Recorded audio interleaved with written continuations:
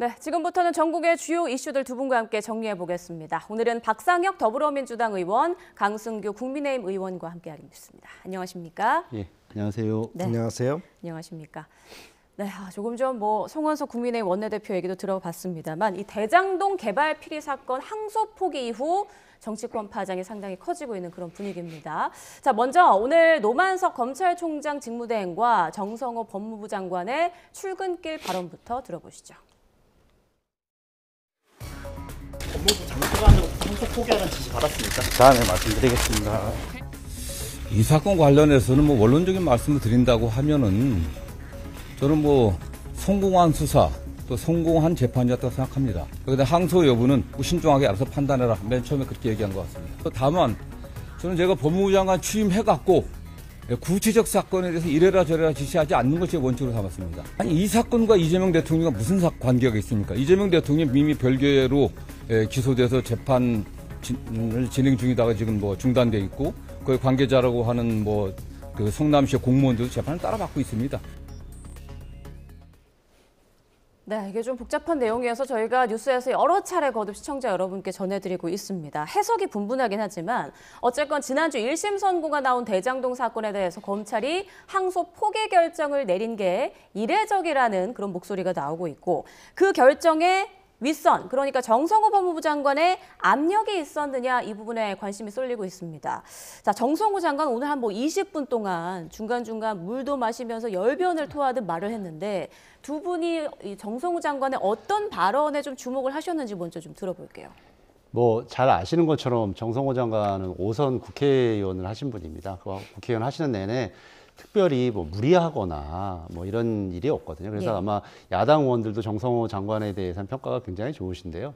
저는 이번에 발언도 말씀하신 것처럼 우리 검찰청법에도 법무부 장관이 구체적 사건을 지휘하도록 되어 있지 않고 평소 스타일도 그렇고 이번 밝히신 대로 그렇게 진행하도록 아마 여러 가지 상황들이 전개되었을 거라고 생각합니다. 본인도 지난주에 상임위와 예결위 등 거치면서 다 내내 국회에 있었고 심지어는 노만석 총장 직무대행하고도 한 번도 이 취임 이후에도 통화를 한 적도 없다고도 얘기를 밝힌 바가 있습니다. 예.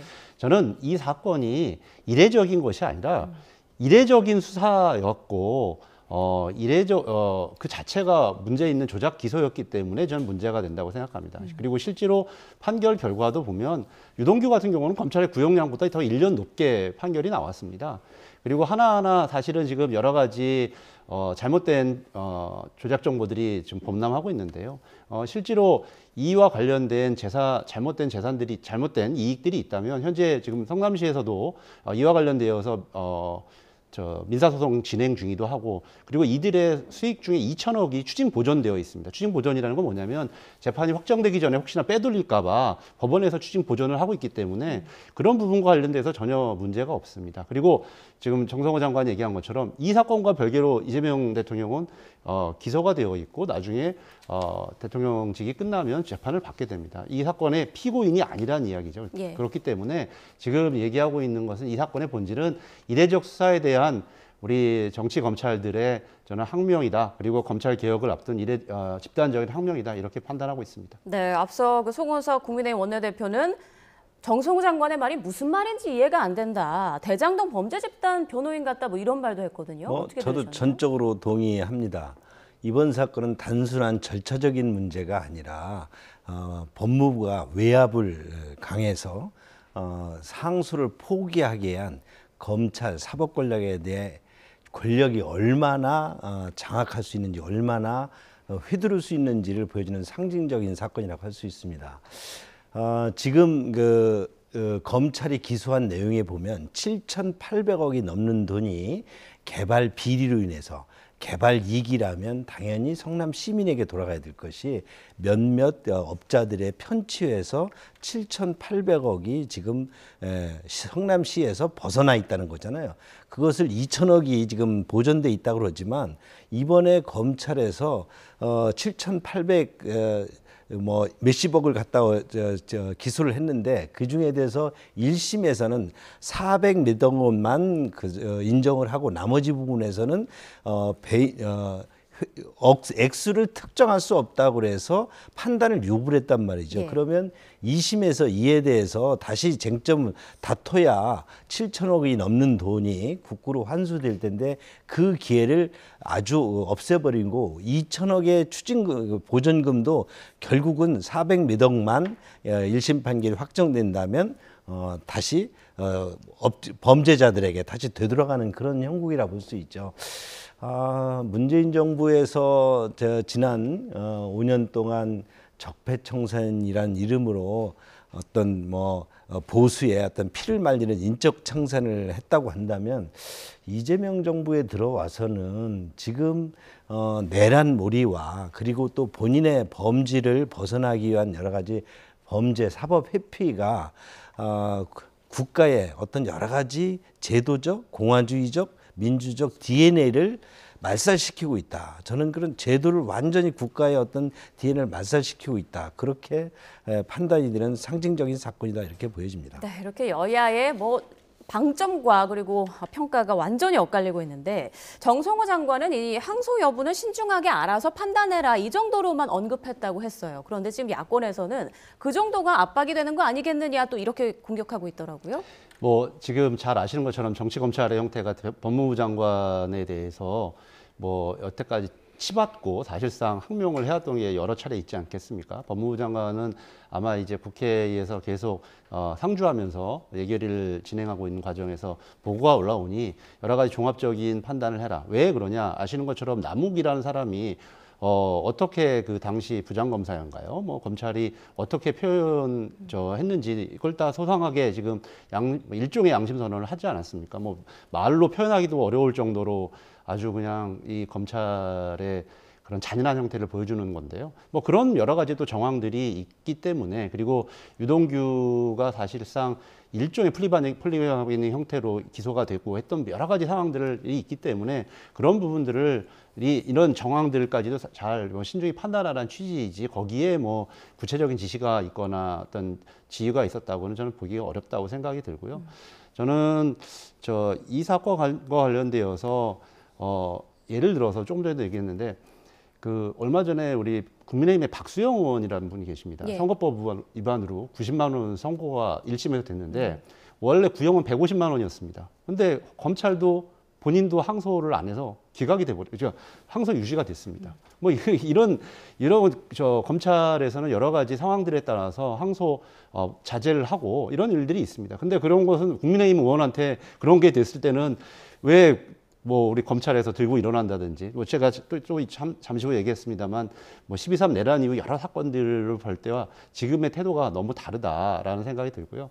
국민의힘도 이걸 너무 본격적으로 정치 쟁점화 하려고 한다 보면 검찰의 조작 기소가 전 다 드러날 거라고 생각합니다. 네, 그러니까 항소 포기가 그렇게 이례적인 일이 아니다라고 거듭 말씀해 주셨는데 왜 검찰이 항소를 포기했느냐. 노만석 총장 직무대행의 말이 중요할 것 같은데 오늘 말을 아끼더라고요. 지금 노만석 검찰총장 대행은 네. 나중에 얘기하겠다.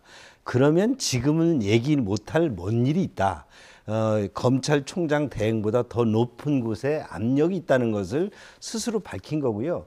또 하나의 대상인 중앙지검장이 노만석 검찰총장 대행은 지검장과 협의해서 했다 그러지만 예. 지검장은 나는 검찰의 항소 포기에 대해서 분명히 다른 얘기를 했다.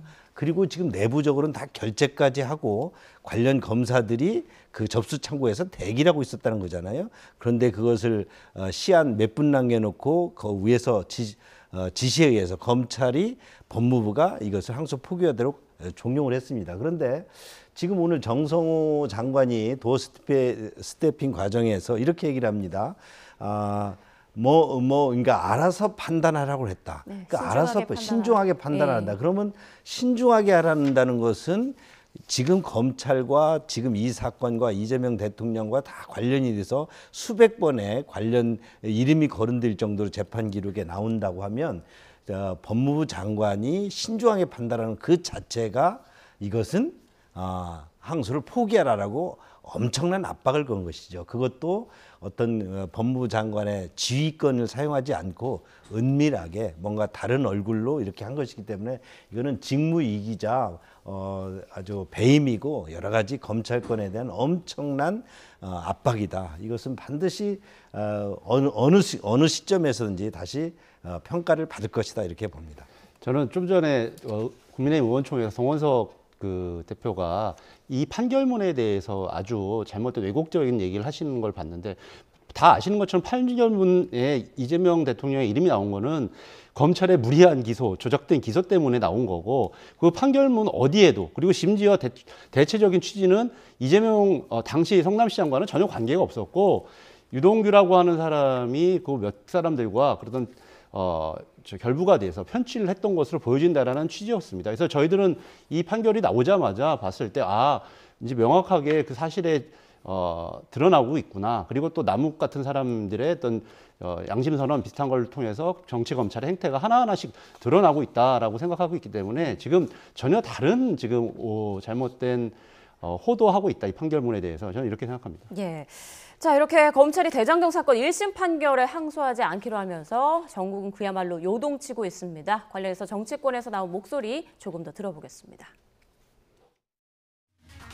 친윤 정치검사들의 쿠데타적 항명이 참으로 가관입니다. 대장동 1심 재판에서 자신들의 민낯이 그렇게 처참하게 드러났는데도 무엇이 그렇게 당당합니까?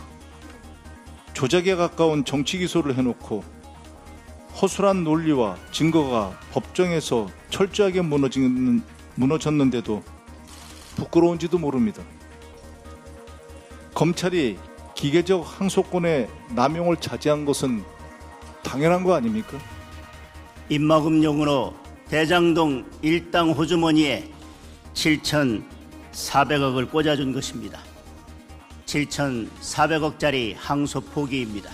이재명의 아바타인 정성호 법무부 장관이 이번 항소 포기 외압 작전을 직접 지휘한 것입니다.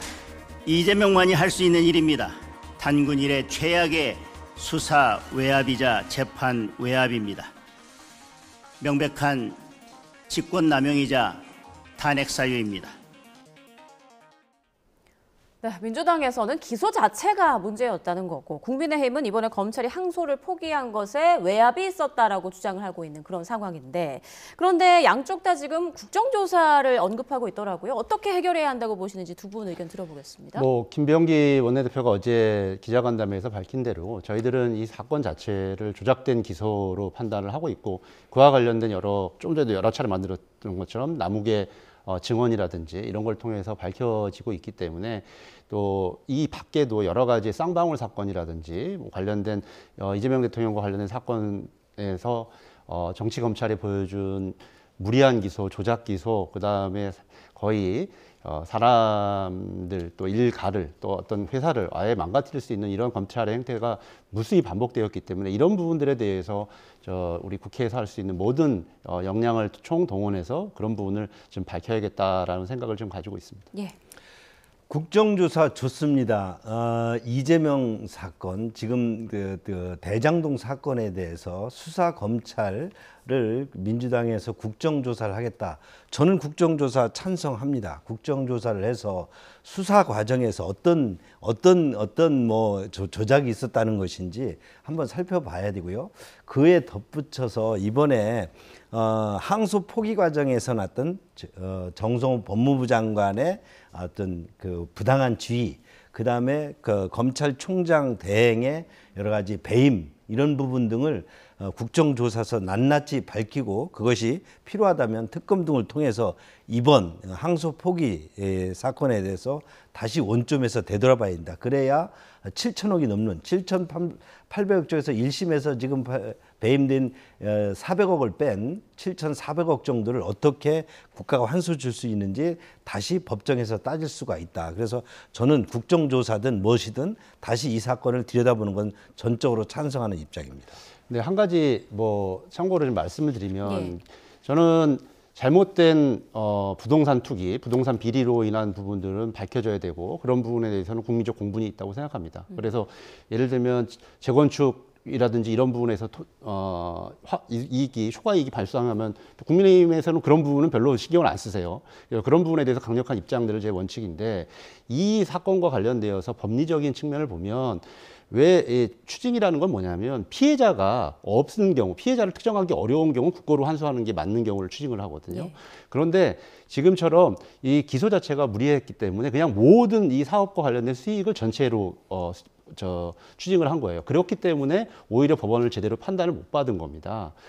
아까도 말씀드렸던 것처럼 그러한 나머지 부분에 대해서는 피해 당사자인 성남시가 민사소송을 하고 있고 지금 호도하기 위해서 뭐 추징을 못 받았다고 하는데 실제적으로 특정된 액수가 있고요. 1,400억 정도, 1,200억 정도를 이번에 잘못된 액수다 이렇게 생각하고 그중에서 지금 추징이 된 겁니다. 그래서 무리한 기소와 지금 잘못된 지금 해설이 함께 좀 섞여 있기 때문에 이런 부분들은 앞으로 뉴스를 진행하면서도 예. 명확히 해야 될 필요가 있다고 생각합니다. 네, 앞으로도 이 사안에 대해서 정치권이 좀 시끌시끌할 것 같은데요. 일단 국정조사가 이루어질지 이 부분부터 좀 지켜보도록 하겠습니다.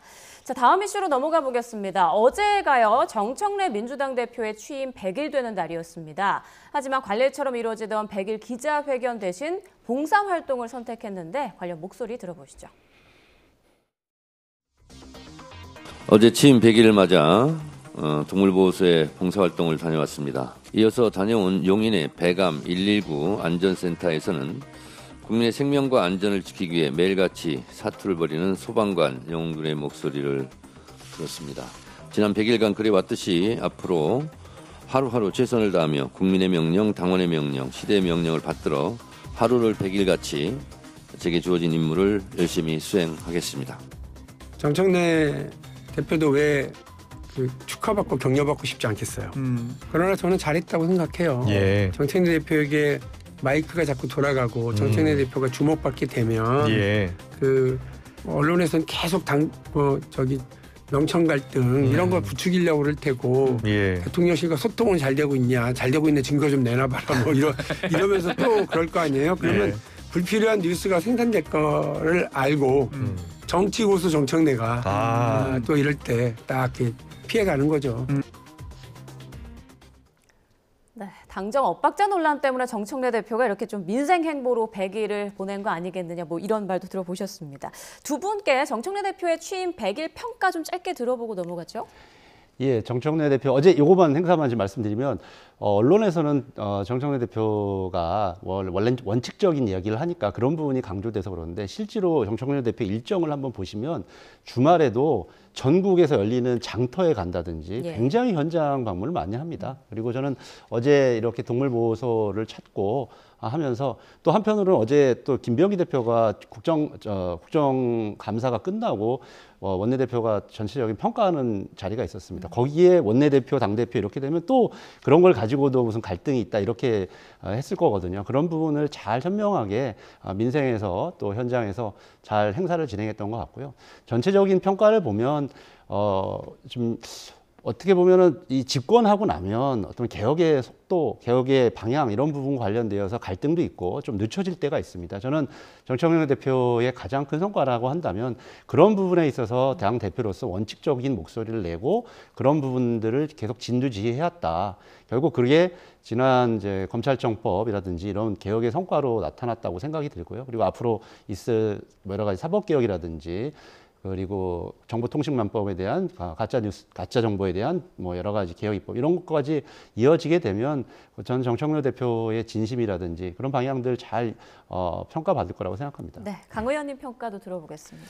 정청래 대표의 자기 정치, 뭐 팬덤 정치 이런 부분 등이 이재명 대표 입장에서는 어떤 경우에서는 뭐 본인이 해야 될 일을 정청래 대표가 대신 해준다고 해서 고마울 수도 있겠지만 속도 조절 문제라든지 또 너무 앞장서서 나가서 이재명 중도 실용주의 정책 등이 여러 가지 훼손당하고 이러는 것 등이 이제 뭐 또 좀 불편한 거 아니겠습니까? 그런 속에서 명청 갈등 얘기가 지속적으로 나오는데 저는 이 두 분의 그런 부분 등이 결과적으로 국민들을 위한 것이 아니라 자기 정치, 자기 범죄 회피 정치 이런 것들과 어떤 때는 맞닥뜨리고 어떤 때는 또 불편한 관계를 유지하면서 지금의 그 당과 정의 관계가 있다. 그런 측면에서 보면 지금 어제 그 모습도 정청래 대표가 하기 싫은 그런 아주 부드러운 모습으로 명청 갈등을 숨기지 않았나 이렇게 평가하고 싶습니다. 네, 두 분의 평가 들어봤고요. 자, 이번에는 특검에서 나온 얘기를 좀 넘어가 보겠습니다. 김기현 국민의힘 의원이 지난 2023년 당대표에 당선된 직후 김건희 씨에게 로저 비비에라는 명품 브랜드의 가방을 선물한 사실이 알려져 논란이 되고 있는데요. 김건희 씨, 그 해당 브랜드를 많이 좋아했던 것 같습니다. 공식 석상에서 여러 번 착용한 모습이 포착됐습니다. 함께 보시죠. 네, 김건희 씨는 지난 2022년 11월 캄보디아 푸놈펜에서 열린 아세안 플러스 3 갈라 만찬에 이 브랜드의 클러치 제품을 들고 나왔습니다. 또 같은 제품을 이듬해 1월 문화예술인 신년 인사회 때도 들고 나왔고요. 특검 출석 때도 김 씨의 로저 비비의 사랑은 계속됐습니다. 지난 8월 민중기 특검팀의 피의자 신분으로 출석했을 때 검은색 정장 차림에 신은 검은색 구두, 바로 이 구두가 로저 비비의 제품이었습니다. 김기현 의원은 그제 2023년 3월 자신이 당대표로 당선된 후 자신의 아내가 김 여사에게 클러치백 1개를 선물한 사실이 있다라고 밝히면서 사회적 예의 차원의 선물이었다라고 해명했는데요. 그 무렵 민주당 돈봉투 사건을 두고는 뇌물이라고 공세를 펴 내로남불이라는 비판도 나오고 있습니다. 그 정도 돈봉투 가지고 뭐 그리 시끄럽게 떠드느냐고 국민들에게 야단을 치는 듯합니다. 상식을 가진 일반인의 시각에서는 비리에 둔감한 민주당 저변의 심각한 도덕 불감증을 여실히 느끼게 할 뿐입니다. 자, 이 부분은 강 의원님 의견부터 좀 들어볼게요. 일단 뭐 가방을 주고받은 거는 양쪽 다 지금 인정을 하고 있는 상황인데 그냥 의례적인 인사 차원일 뿐이었다라는 해명에 대해서는 어떻게 생각하십니까? 대통령의 영부인에게 여당 대표가 당선된 이후 그 여당 대표 부인이 인사를 가면서 인사치레를 했다는 것이 지금 김기현 전 대표의 그 얘기 아닙니까? 뭐 이런 차원의 의견으로 보여지고요. 그것이 영부인에게 여당 대표가 100만 원대 그 핸드백을 선물하는 것이 뇌물이라고 확대해서는 것에서는 좀 그렇고요. 그런 인사치레가 만약 뇌물이라고 그런다면 우리 최민희 그 의원께서 이번에 선물과 관련해 결혼식 관련해서 축의금 등을 사회적 인사치레로 받았다고 얘기를 할 수 있는 건지 민주당이 그런 부분에 대해서 우리 김기현 대표의 그런 의례적인 선물을 뇌물이라고 공격할 수 있는지 적어도 민주당과 저런 부분이 뭐 구태 정치냐 아니냐 이런 문제는 논외지만 뇌물이다 이렇게 뭐 민주당이 또 의례적인 뭐 인사를 뭐 뇌물로 이렇게 둔갑시키는 저런 민주당의 모습이 과연 자격이 있는지 저는 되묻고 싶습니다. 네, 최민희 의원의 축의금 얘기를 꺼내셨습니다. 예, 김건희 씨 수사를 하면서 저는 평생 들어보지 못했던 겁니다. 뭐 반클리프 아펠, 그라프, 바쉐론 콘스탄틴, 뭐 디올 샤넬은 좀 들어봤었는데 이번에 나온 로저 비비에도 처음 들어봤습니다. 예. 정말 이 김건희 씨가 어떻게까지 치부를 했는지 정말 끝도 없다라는 생각이 들고요. 저는 이 사건은 저렇게만 볼 게 아니라 그 당시 상황을 좀 봐야 됩니다. 네. 원래는 그 당시 당대표 선거에 나오려고 했던 분들이 있었어요. 알치는 것처럼 나경원 의원도 나오려고 했었고 여러 사람이 나오려고 했는데 결국 당시 뭐 대통령실이 주저앉히고 결국 그때 아무도 김기현 씨가 당 대표가 될 거라고 생각하지도 않았습니다. 왜냐하면 원내대표 하면서 별로 평가도 안 좋았고 세력도 없었습니다. 그리고 결국 그런 윤심물 등이 없고서 당 대표가 됐고 결국 저렇게 이제 대가성 선물로 전 이어졌다라는 생각이 들고요. 그러고 보면 이배용 씨의 금 두껍인가요? 이거는 좀 금거북이는 굉장히 좀 토속적이라는 생각도 드네요. 네, 알겠습니다. 자, 그런가 하면 서울구치소에 지금 수감 중인 윤 전 대통령이요. 100여일 만에 6억 5천만 원이 넘는 또 영치금을 받은 걸로 알려지면서 지금 주목이 쏠리고 있는데요. 화면과 함께 좀 정리를 해드리겠습니다. 네, 박은정 조국혁신당 의원이 법무부로부터 제출받은 자료에 따르면요. 윤 전 대통령은 재구속된 지난 7월 10일부터 지난달 26일까지 109일 동안 총 6억 5,725만 원의 영치금을 받았습니다. 대통령 연봉의 2.5배에 달하는 수준인데 입금 횟수는 12,800회에 육박해 하루 평균으로 따지자면 100건이 넘습니다. 윤 전 대통령은 이 가운데 6억 5천여만 원을 180차례에 걸쳐 출금한 것으로 알려졌는데요. 현재 영치금은 계좌 잔액 기준이 400만 원 이하로만 유지되면 입출금 횟수나 전체 금액에는 제한이 없기 때문에 사실상 한도 없이 입출금이 가능합니다. 또 여기에 세금도 없습니다. 이에 박지원 더불어민주당 의원은 SNS에 먹여주고 재워주고 입혀주고 면세 혜택까지 연봉 25억 원이라며 뇌물 아닌가, 누가 뇌물 공여자인지를 수사로 밝힐 것을 촉구한다라는 글을 올렸습니다. 윤 전 대통령뿐 아니라 서울 남부구치소에 수감 중인 김건희 씨 역시 2달 동안 2,200만 원 넘는 영치금을 받은 것으로 확인됐고요. 조국 전 대표의 배우자 정경심 전 교수도 수감 중이던 2년 동안 영치금 2억 4천만 원을 받았습니다. 네, 뭔가 좀 제도 개선이 필요한 것 같은데 어떻게 생각하십니까? 나오기 전에 그래도 저도 우리 보좌진들한테 좀 제도 개선을 위해서 법 개정안을 좀 내자고 빨리 입법조사처에 의뢰를 해서 이 부분 관련되어서는 여러 가지 지금 여러 분들의 이름들이 나왔습니다만 좀 적절하지 않은 것 같습니다. 제도적으로 좀 문제가 심각한 것 같고 특히 이제 정치인들 같은 경우는 정치 자금으로도 왜곡돼서 사용될 여지들이 충분히 있기 때문에 이런 부분들 관련돼서는 좀 여야가 함께 머리를 맞대고 제도 개선을 하는 게 좀 타당하지 않을까 싶습니다. 네, 박지원 의원은 이거 뇌물 아니냐, 수사까지 해야 되는 거 아니냐 이런 목소리도 냈어요. 박지원 의원은 뇌물 부분 등에 대해서 여러 가지 그동안 사법 처리를 받아서 그런 또 얘기를 할 자격이 있는지 잘 모르겠습니다. 제도 개선도 필요하겠습니다만 저는 우리 정치의 한 단면을 보여주는 것이라고 봅니다. 양극단화되어 있고 그런 부분에서 지지자들이 서로의 여러 가지 그 비판적인 모습에서 인정하지 않는 것이죠. 정경심 전 조국 대표의 부인도 2억 4천만이라는 영치금이 있었다는 거잖아요. 이런 부분은 우리 정치의 단면을 보여주는 것이고 제도 개선과 함께 우리가 정치를 정말 제대로 이렇게 하고 있는 것이 잘하는 것인지 국가 발전에 도움이 되고 있는 것인지 이런 극단화 정치 좀 바꿔야 되겠다는 그런 생각을 하게 됩니다. 네, 국민 공감대와는 좀 먼 그런 사례들이 좀 많이 나오고 있는 것 같습니다. 자, 두 분과는 여기서 인사 나누겠습니다. 지금까지 박상혁 더불어민주당 의원, 강승규 국민의힘 의원과 전국 이슈들 짚어봤습니다. 고맙습니다.